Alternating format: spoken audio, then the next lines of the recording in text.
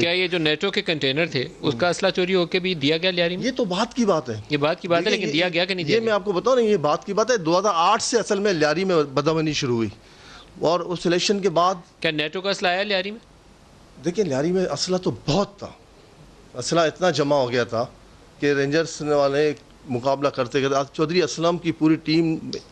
اچھا، باسط صاحب سے پوچھتے ہیں۔ باسط صاحب، کیونکہ آپ میدان میں تھے تو آپ اس پہ بہتر رائے دے سکتے ہیں، نیٹو کا اسلحہ بھی لیاری میں گیا؟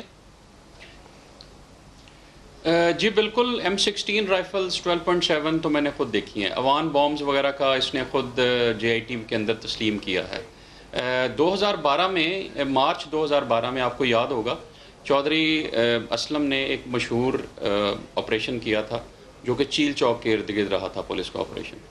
اس آپریشن کے نتیجے میں لیاری جو پولیس کی APCs تھیں ان کے اوپر 12.7 کا فائر کیے گئے تھے، جس کی وجہ سے اور گولیاں جو تھیں 12.7 کی وہ پولیس کی APC کو کے اندر سے پیئرس کر کے گزر گئی تھی، حالانکہ APC کے اندر سے گزرنی نہیں چاہیے۔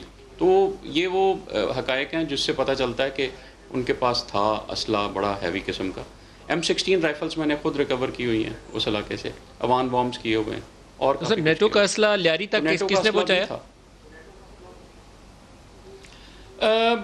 یہ والی جو ان کا پورا ٹریل ہے کہ کیسے آیا، کس طریقے سے، اس کو تو میں نے کبھی انویسٹیگیٹ نہیں کیا، نہ ہمارے پاس اتنا ٹائم ہوتا تھا۔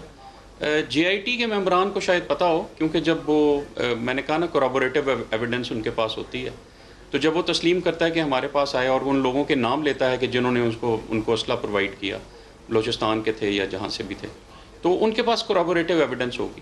ہمارے پاس ٹائم نہیں تھا، نہ ہمارے پاس مینڈیٹ تھا کہ اس کا ہم پتہ کرتے۔